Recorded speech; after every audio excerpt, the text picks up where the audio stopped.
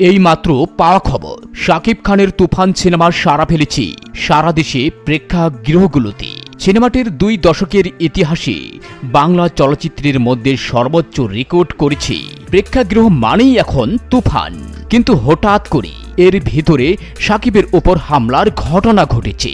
Cinema হলে ভক্তের সাথে সিনেমা দেখতে এসে তার ওপর এমন নেক্কারজনক হামলা করা হয়েছে, যেখানে কিছু সন্ত্রাসী বাহিনী শাকিবকে শেষ করে দিতে চায়। তাই তো এবার শাকিবের ওপর হামলা নিয়ে একই বলল ভিলেন মিশা সওদাগর, এবং জানালেন যে কারণে তার উপর হামলা হতে পারে। বিস্তারিত জানতে হলে ভিডিওটি একটি লাইক দিয়ে ভিডিওটি না টেনে দেখতে থাকুন। ইতিমধ্যে মিশা সওদাগর একটি সাক্ষাৎকারে জানিয়েছেন, ঈদ উপলক্ষে মুক্তি পেয়েছিল শাকিব খান অভিনীত ছবি তুফান। বাংলাদেশের 129 সিনেমা হলে এ ছবির মুক্তি 10 দিন পেরিয়ে গেছে। মাল্টিপ্লেক্স কিংবা সিঙ্গেল কোথাও কমেনি চাহিদা, বরং ছবির চাহিদা বেড়েছে। ছবির পরিচালক রায়হান রাফি জানালেন, সাফল্যের নতুন মাইলফলক স্পর্শ করেছে তুফান। তাই তো এই অর্জনের শাকিব খানের সম্পূর্ণ ভূমিকা রয়েছে।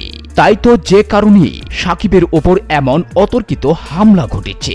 কেননা সিনেমার অঙ্গন থেকে সালমান শাহর মতো শাকিবকেও সরিয়ে দিতে চায়, যাতে করে অন্য অভিনেতা অভিনেত্রীরা ফিল্ম ইন্ডাস্ট্রিতে নিজেদের জায়গা করে নিতে পারে। কিন্তু শাকিবের জন্য হচ্ছে না বলেই শাকিবের ওপর এমন বারবার হামলা করা হচ্ছে বলে মনে করেন ভিলেন মিশা সওদাগর। তাই তো সিনেমা হলেই দর্শকদের সাথে সিনেমা দেখতে এসে গুরুতর আহত হয়ে হাসপাতালে ভর্তি শাকিব খান।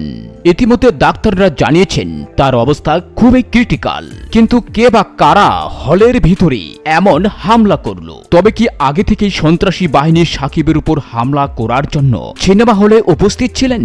কেননা মধুমতি হলে ভাঙচুরের পর ভাঙ্গা কাজ সরিয়ে নিচ্ছে এক পরিচ্ছন্নতা কর্মী। সেখানে দেখা গিয়েছে অনেকেই সিনেমা হলকে ভেঙে তছনছ করে ফেলেছে। ঠিক তারপরেই শাকিবের উপর এমন হামলা। তাই তো এটা পুরো পরিকল্পিত বলেই মনে করছেন সকলেই।